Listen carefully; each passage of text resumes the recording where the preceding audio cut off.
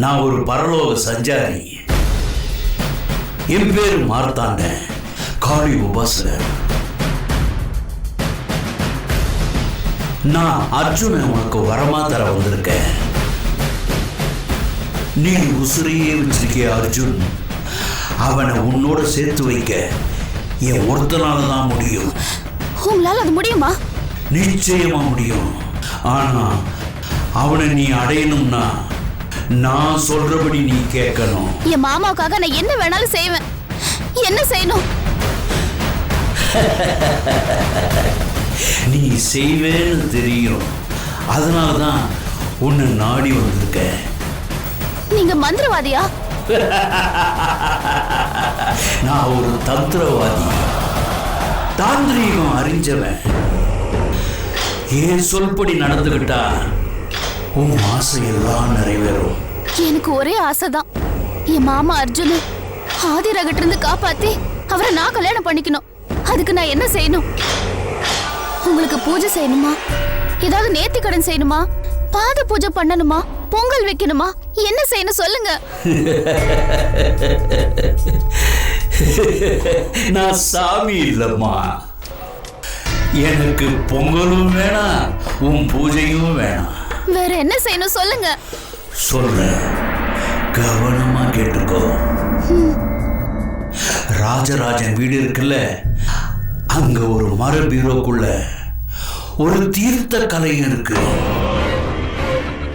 அதுக்குள்ள இருக்கிற தீர்த்தத்தை நீ குடிக்கணும். அது என்ன தீர்த்தம்?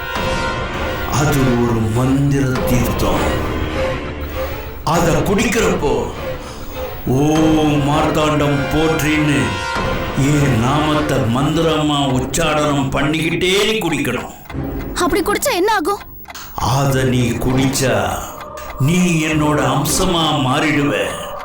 நான் கற்ற அஷ்டமா சக்திகள் அனைத்தும் உனக்கு வசமாகும். ஆதிரா, நீலவேணி போன்ற தீய சக்திகளை அழிக்கிற வல்லமை உனக்குள்ள உண்டாகும். சாமி, உண்மைதான் சொல்றீங்களா? அவங்கள என்னால அழிக்க முடியுமா? நான் சொல்றது சத்தியம். அந்த தீய சக்திகளை உனக்குள்ள இருந்து நானே அழிப்பேன். ஆதிரா, நீலவேணி இந்த 2 தீய சக்திகளை அழிச்சிட்டா அதன் பிறகு அர்ஜுனனை நீ அடையறதுக்கு எந்த தடைகளும் இருக்காது. அவனை கல்யாணம் பண்ணிக்கிட்டு காலம் முழுக்க நீ சந்தோஷமா இருக்கலாம். சாமி, இதெல்லாம் நிஜமாவே நடக்குமா? உங்களை நான் நம்பலாமா? இந்த மார்த்தாண்ட வார்த்தை சத்தியத்தில் சொல்லுவோம். என்ன வேண்டிக்கிட்டு அந்த தீர்த்தத்தை குடி. நான் சொல்றது நடக்கும், உன் ஆசையும் பலிக்கும். சரிங்க சாமி, நீங்க சொன்னது நடக்கும்னா அந்த தீர்த்தத்தை நான் நிச்சயமா குடிக்கிறேன். உனக்கு ஜெயம் உண்டாகட்டும். போய் வா.